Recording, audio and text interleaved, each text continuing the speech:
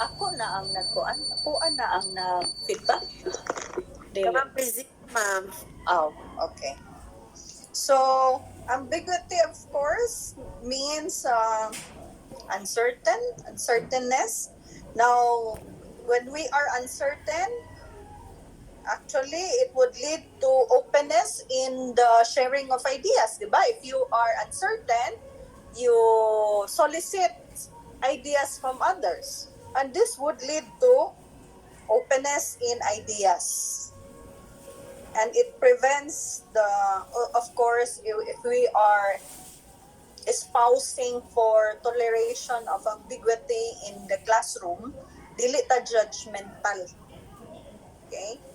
We should avoid being judgmental. If someone is uncertain, someone do not know, then it is an opportunity for us to help that learner. Okay? Next, it encourages openness of self rather than concealment of number 7 pa. Evaluation is a cooperative process with emphasis on self-evaluation. 7. Okay. So, when evaluation is done with the use of the process of cooperation, then the evaluation becomes less threatening. Diba? The learner is not alone when he evaluates learning because he is with a group. Ang problema lang din ani kay tungod ang in an evaluation of learning using cooperative process, basig usay man gud ang learners, dili na lang pud dayon mag-perform, mangopya na lang. So that is one of the downside of this. But then, in the evaluation of learning, and then feedbacking afterwards, this would lead to self-evaluation on the part of the learner. What went wrong? Nganong wrong akong answer ani? Kinamay feedbacking after the evaluation. So, nganong wrong akong answer ani? Unsa day dapat nako ani gibuhat para na-correct niya siya. So, that is self-evaluation. And again, it would also lead to learning on the part of the student. 8, encourages openness of self rather than concealment of self.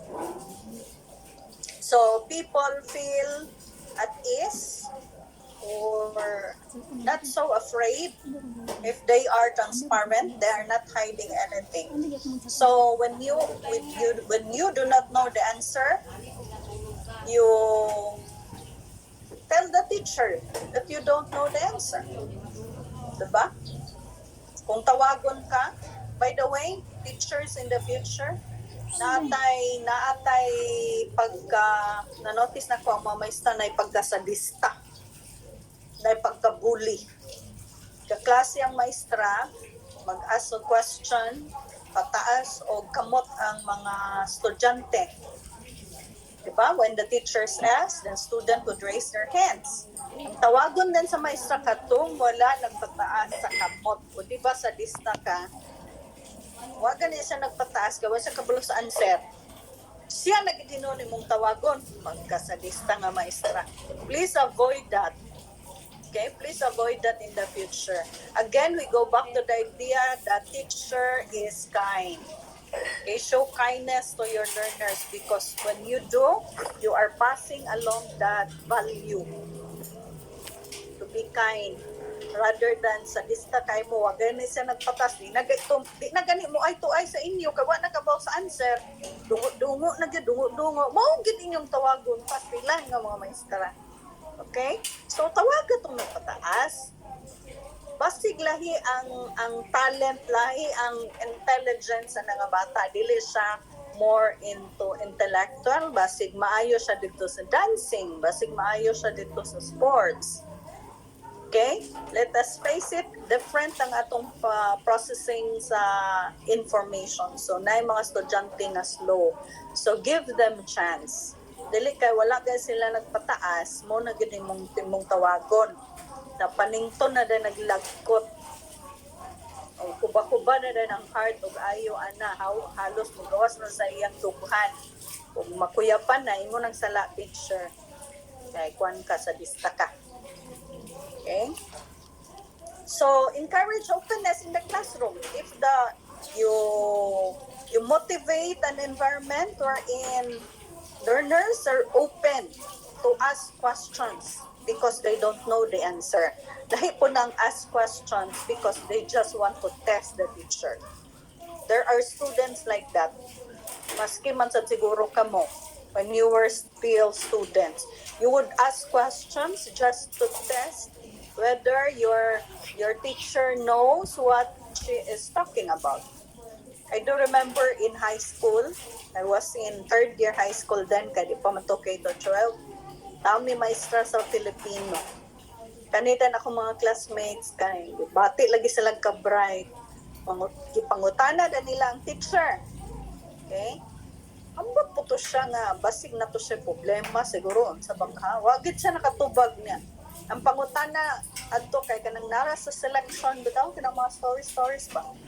Nara sa selection niya. Wagit siya nakatubag. So ang nahitabo dayon until now ako gid siyang madumduman nga wa siya nakatubag. So inaana pod ang learners. Napod sila inana nga batasan, especially if they are not confident sa ilang teacher. So be careful of that, teachers in the future. So encourage an environment wherein learners can openly ask questions. That way, there is no need for them to be ashamed if they don't know anything. That way, they become transparent to you as a teacher. That way, you are developing trust in the classroom. Now, people are encouraged, people are encouraged to trust in themselves as well as in external sources. Remember, we are talking about classroom environment here, okay? Now, people feel they are respected.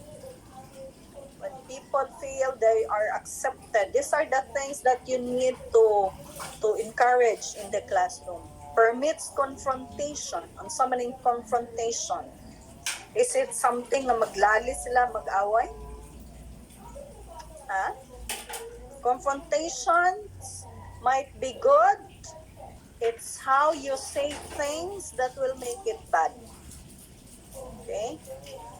So, what we mean by confrontation is to confront their shortcomings perhaps as a learner. Okay, since learners feel at ease and they feel accepted and they are not afraid to confront themselves based on how you cultivate this in the classroom. Though a conducive learning environment is necessary in the full development of the cognitive and appetitive faculties of the learners. So, the learner senses his instinct perhaps, imagination, his feelings, his emotions should be developed in an environment that is conducive to that is open to that kind of learning.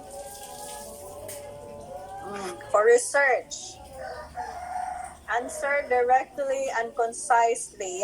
Write your answer on a piece of paper. This one is activity. Okay, research on social-emotional learning or SEL lang ni ha, naduan niya. SEL lang ni. And how does this relate to conducive learning environment? So, a paragraph or two would do. Okay. So this slide. Then let's proceed to. By the way, are there questions? So quite a short topic on conducive learning environment. Are there questions pertaining to this topic? None so far, ma'am. Okay, good. So let's proceed to Unit 2, Chapter 1.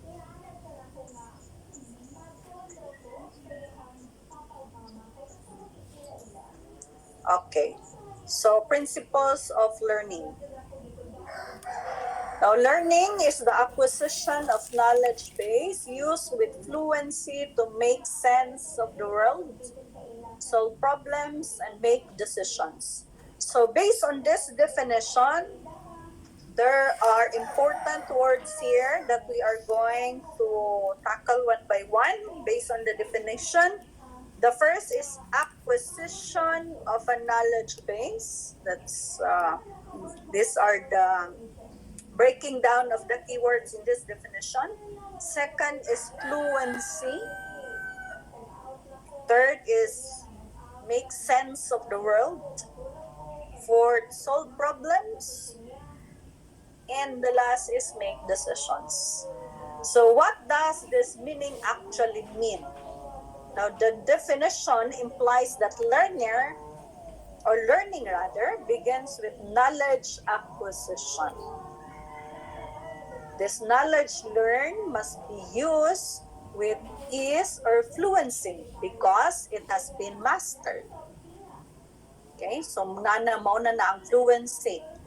Dayon, this knowledge is applied in problem solving, in decision making, and in making meaning of this world. So if you are going to analyze that, you start with learning, and then you go on with using because it is mastered, and then it would be applied. So that's the process. Learn, use, apply.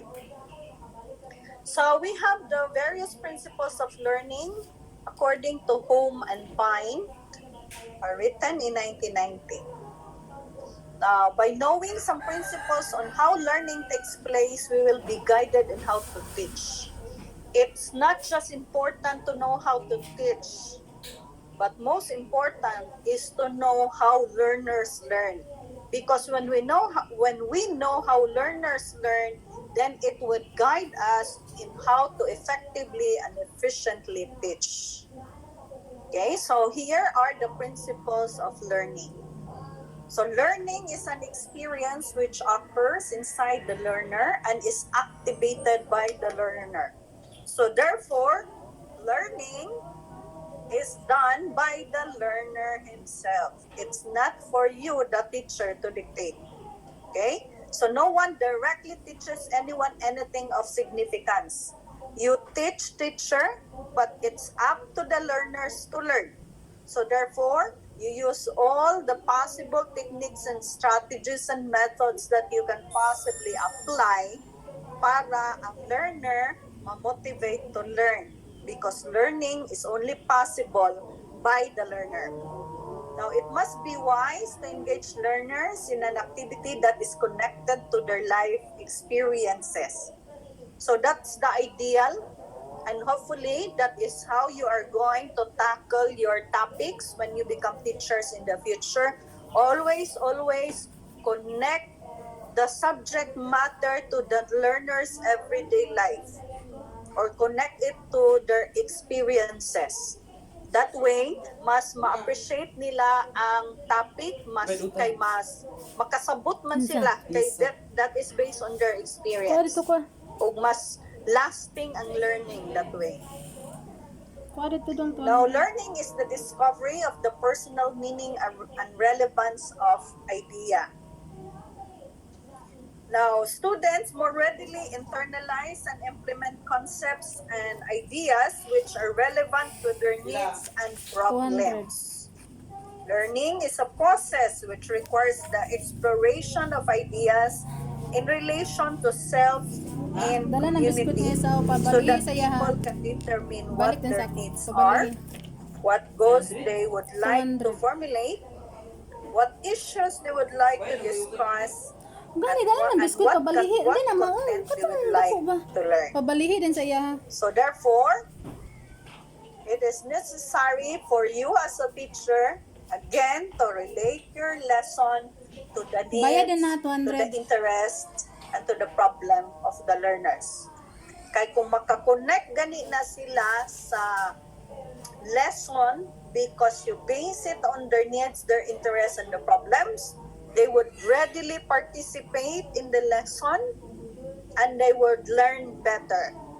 Okay? Now, learning, which we call behavioral change, is a consequence of experience. Muna siyang inyong i-relate. Okay? Now, teachers should make use of experiential learning. Now, I am a stout believer of experiential learning. Experiential learning makes use of direct as well as vicarious experiences. So this is again talking about connecting topic or lesson to the experience of the learner. Maski kamo, di ba? Mas ganahan mo or mas makasabot mo dali kung ang topic Ang bayad or ang niya. lesson i-connect ninyo sa Wala inyong diri. experience, di ba? Kay kung dili gani magliraw-liraw ra man inyong mata. Unsa man ang unsa man ang istorya ni Ma'am Diha. That is why I love teaching social studies. I love teaching sociology because ang mga examples diha is always based on what is happening in the society. And remember, learners are members of society. So mas makakonect sila. Okay? Mas patsyada dayon ang discussion, richer and more effective ang teaching and learning process if you could do that. Like for example, if your topic in social studies, for example, the topic is demand. Okay, di ba? We have demand and supply. So in demand, if the demand is high, prices will go down. So pwede din ninyo i-example, di ba sa tindahan, okay? So sa tindahan, daghan kaayo ang gusto mo palit sa pan. Kay lami kayo ang pandikuko, nagaybayobligya sa tindahan. Unya kay ang pandikuko, duhara ka putos. 5 kabuk ang gusto mo palit.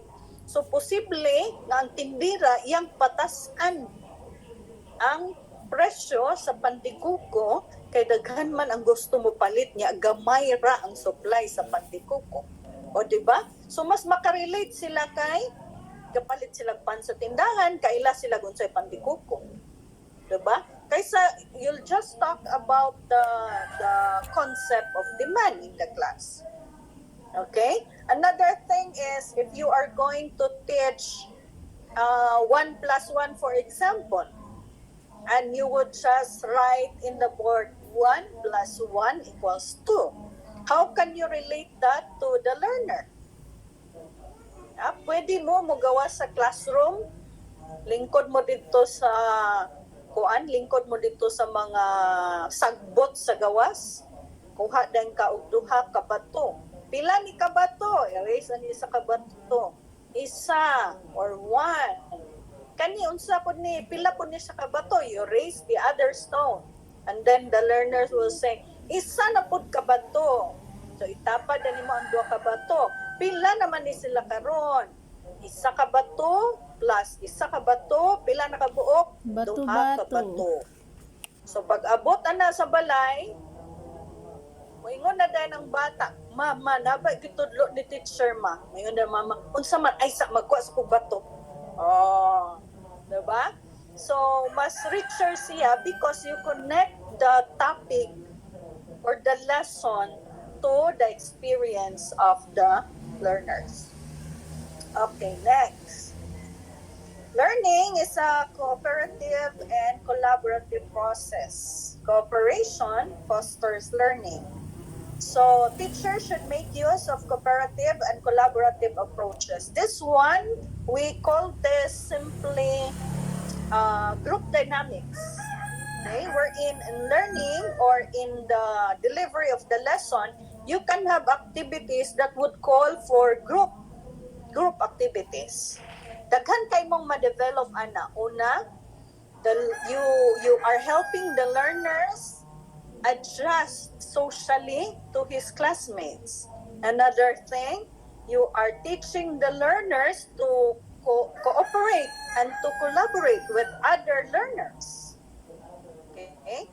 So, imong gi-develop ang ilang socialization, imong gi-develop ang ilang sense of cooperation and collaboration, aside from you are developing the learners on the topic or the lesson that you want them to understand.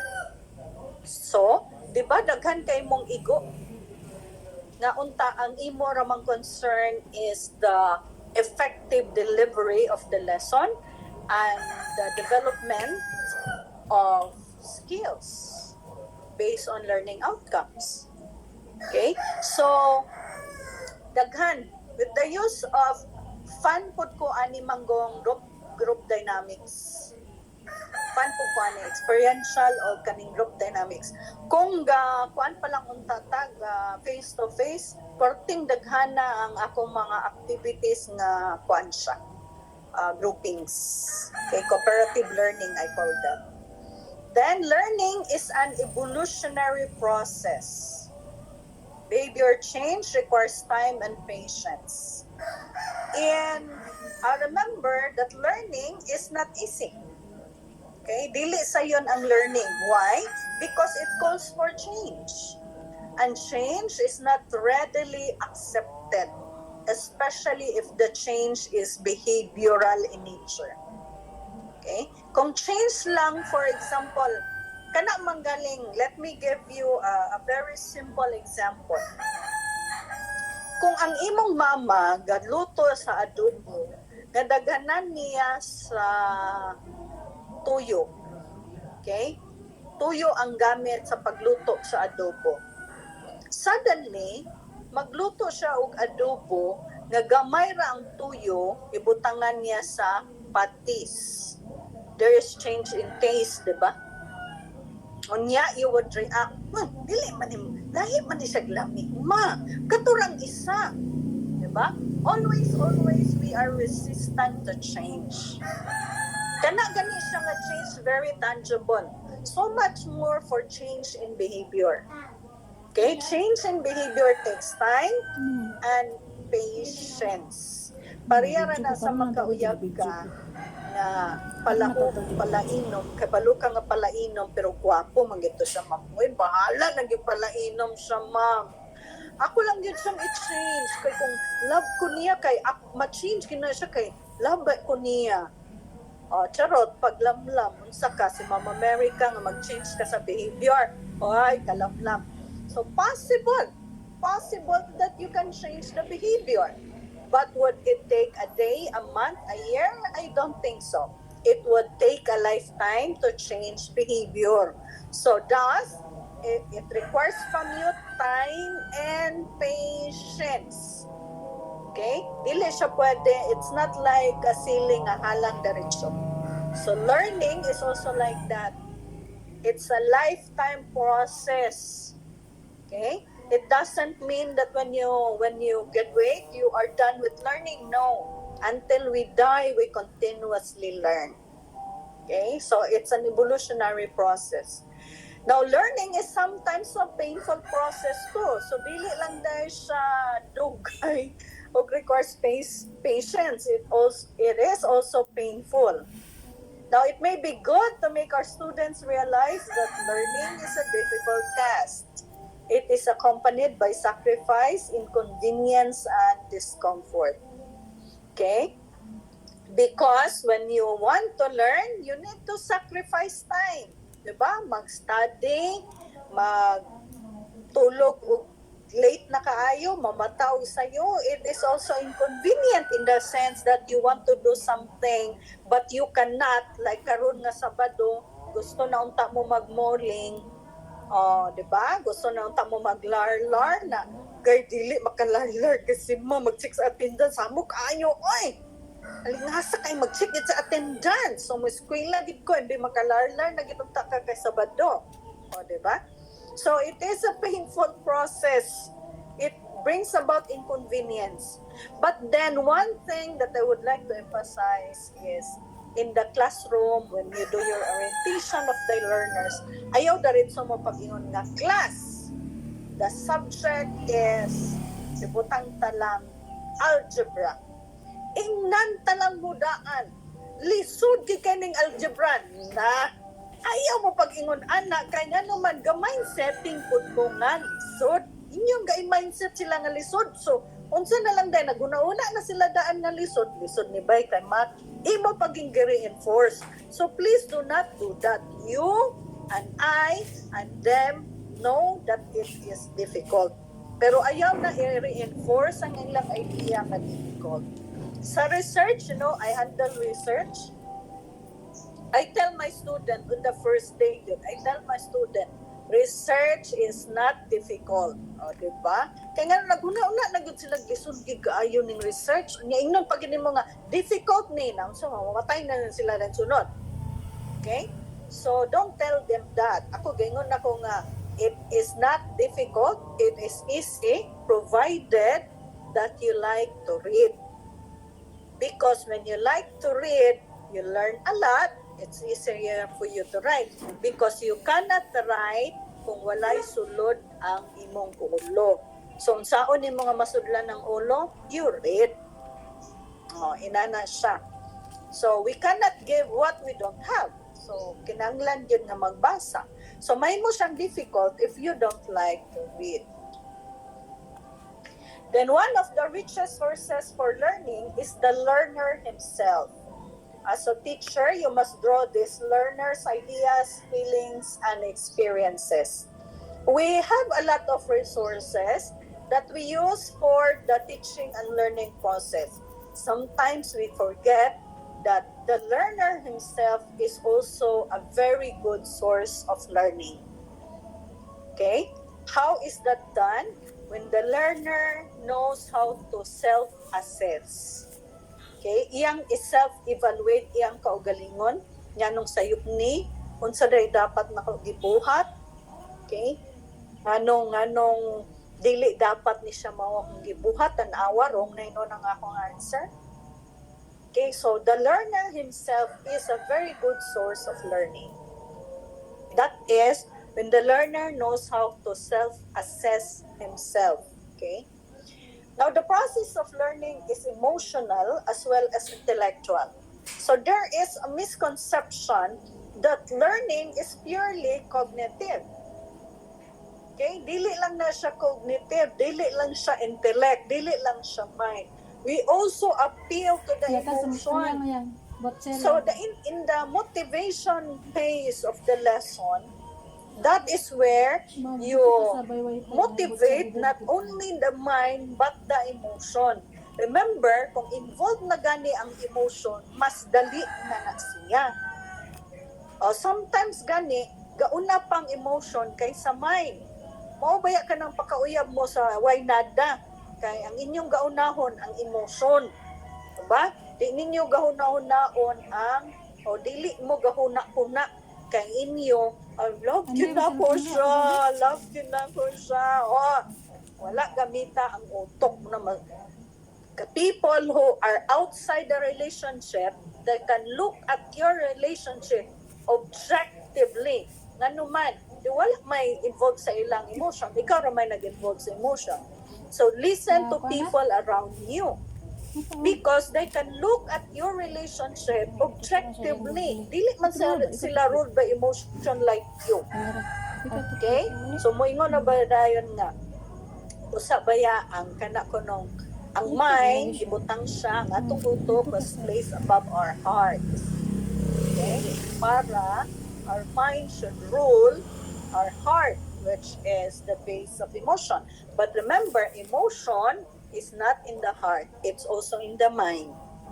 Ang function sa inyong heart, pag-pump na gyud sa blood to be distributed to the other parts of your body.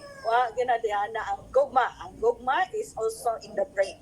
Okay? Pasanginlan. Kung makatingog pa lang ng heart, o yun mo na siya nga, siya ni Mia, o gano'n mag yung gaya-apil-apil ko na yung mga kabuang.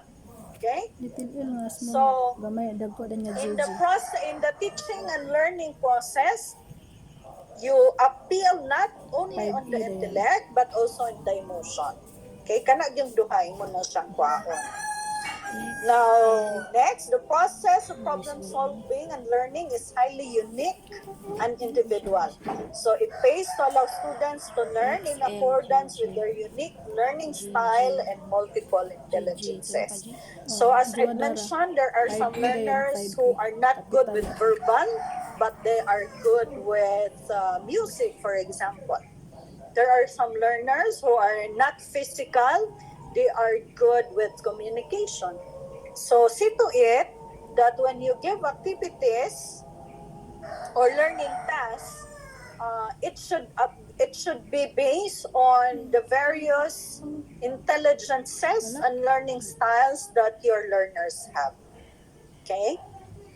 Then these are the other principles of learning espoused by Thorndike. Thorndike, a very popular educator and sociologist. Tanawa 1932 pa yung taon na siya. Patay na ni si Thorndike, ha?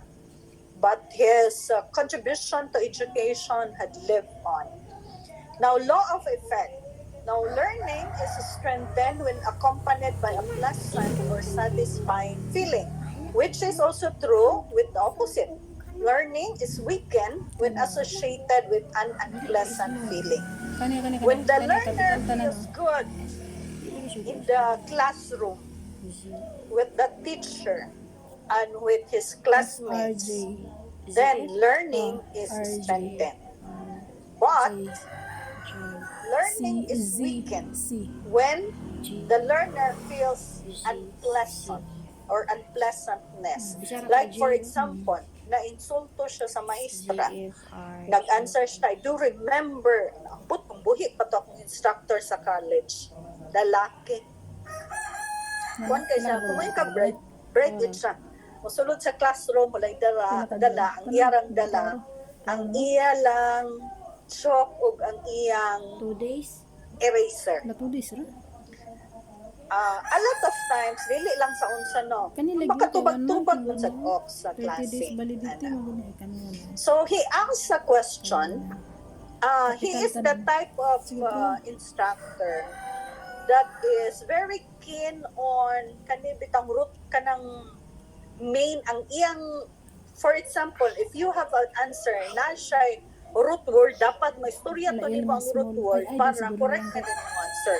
Kung dili to nimo man-answer, dili mao ang word nga imong gamiton, dili perfect ang imong answer. So one time he asked a question and nobody raised their hand. Nobody did, nobody. So ang iyang gibuhat, ingon din siya. Oh, kinsay magpakaulaw. Ana siya. Kinsay magpakaulaw. So wala gyud pataas. Kaya mo ba nang ingnon kang kinsay magpakaulaw? I was already in college here, ha. College na ko ana. Mga second, third year college siguro ko. Dayon, may nagpataas. Iya din kong gitawag. Ingon din siya, Miss Tan. Then, I have no other choice but to stand. So, dipindong ko. So, what is the answer? So, I gave an answer. Unfortunately, ang akong gihatag nga answer, synonymous ra ang nagamit na ko nga word instead of the root word that he wants. Okay? Unsa din yang giingon. So, in a way, correct akong answer, pero dili lang ang exact nga word nga iyang gusto. Kuma nag-answer na ko, no? Ingon din siya nga. Nagpakaulaw gidi ay. O ganahan pa ka mo answer otro besh, ha? Ganahan pa ka? So gikan adto di na gyud ko gapataas. Di na gyud ko magpataas. So wa na gyud lain mo answer sa iya, ha. Kung wa ba mo answer ako yang tawagon salbahe siya. So ang botog asa na to siya o buhi pa ba siya? Basta I still remember him up until now because of that. Ulaw kayo, ingnon ka sa entire class, ay nagpakaulaw gidi ay. I remember after the class, I approached him. I-approach ko siya. Siguro because taas-taas po ang akong self-esteem. Kay kuan man ko, student leader man ko. O niya, kuan po ko ka ng academic scholar ko sa school. So ako gitsang i-approach ko nga, sir, kanang Naulawan gyud ko sir sa imong giingon. Na nagpakaulaw ko. Tinuod gyud ka sir. Naulawan gyud ko. So otro na lang sir, dili na lang gyud ko magpataas ug mo answer kay hadlo kaayo maulawan na usab. Ana gyud ko ba? Pati mo nang ingnan ka nga ha ha ha nagpakaulaw gyud di ay. Uy grabe. Nya at that age kanang sa college ana napabay ito mga crush sa classroom, anak lugar. Na guide, ingon na tayo ng class, ang atong mga crush nga ay, di man dahil siya koan, anak na dayon, di man dahil siya bright, pagkaular man dahil siya, anak. Na may lagpariyata sa uban nga naong ang puhunan. Na apil naong wa tay puhunan, na ang ulo na lang unta to, na wala pag yun, na ginoo ko. Oh, I do remember sad one instructor. It was in psychology class, Psych 1. We have this classmate, guwapa gid kay siya. As in, guwapa gyud, guwapa. Kung bay ka, guwapahan gyud ka sa iyaha. Inana bitaw nga type sa itsura. Apil bay guwapahan sa iyaha. So guwapa gid siya. Karon ang mga laki naa magtambay sa gawas sa room kasi ipon siya. Diya magtambay, saba din ang gawas kay manglili sa iya. Siguro, among maestra adto kay dalagang buwang. Ana. So na ang salas, kakasaputon siguro siya sa mga panghitabo. She was discussing and then she asked the question. The answer, I do remember Maslow's hierarchy of needs. So nag-drawing na nga mong instructor sa triangle ana sa board nga na ang Maslow's hierarchy of needs. So ingon din nga mong instructor naghatag siya og example sa situation ana. Ingon din iya din giask to mong classmate. Sabi ana na to niya, uy kalimot ko siya ngalan. Ibutang talag Jennifer. So ingon din siya. Based on the example given Jennifer, in what stage to siya nga sa Maslow's hierarchy of needs? So klaro gid kaayo nga naa to siya sa mga belonging because the question is on peer. Grabe tong mga peer. Ang learner nga uuban siya sa iyang mga peers inana. Ang kasad siya kay wala siya friend inana. So peer siya nga stage. Belongingness, safety and belongingness man na murag ikaduha. Di kay ko siya kaduhari, katulo na siya sa stage sa Maslow's hierarchy of needs. Og sa dihang wala nakatubag ang ibiyang. Kuha siya nakatubag. Ingon din ang maestra, siguro respect to niya, kay kasaputon lagi siya kay dagan kay ekal nga lantaw sa mong classmate siya kay kuan ba siya kanang dalagang sa na ulay ba siya. Og iya din kay nga. Ikaw bitaw naong ragid imong puhunan day, naong ragyod. Ingnan niya anak kong classmate. Kami mo'y naulaw. Kami mo'y naulaw. Katubit akong classmate. Siguro tungod sa iyang kasunga-sungain. Sakay to siya nga bahay. Uy, wala lang sa iya. Nag-isira gyapon siya. Ya, kami kay nagdungo na may pag-ayo kami naulaw para siya. Siya, nag-isira gyapon siya. Anak, gyapon siya. Uy. So, uy advantage kung sunga-sunga tadi ay kadi pud kay natubag iyon ang mga sakit na pulong. Okay? So that is anata. So ma-weaken if the feeling is unpleasant. So learning takes place properly when it results in satisfaction and learner derives pleasure out of it. Then we have the law of exercise. Things most often repeated are best remembered. So you remember in elementary, memorize the multiple, memorize the kanang division, multiplication table. Oh. Isag ko kalimot anak. Yung grabe na nga memorize. Oy, gikan man na sa 1 times 1 paingon sa 10 times 10. Dugay gikan human, grabe. Unya ang imo bitang kamot anak kay mangurog na, bugnaw, gipaningot anak. So the idea here is that when it is repeated often, it will be best remembered. So the same with the use of flashcards in the elementary, same idea. Okay, we are applying this in our classroom. Now, students do not learn complex tasks in a single session. Like for example, x plus y over x plus y, you cannot get that in just one go at it. So kinahanglan siya repeatedly done in order to get the idea for our learners.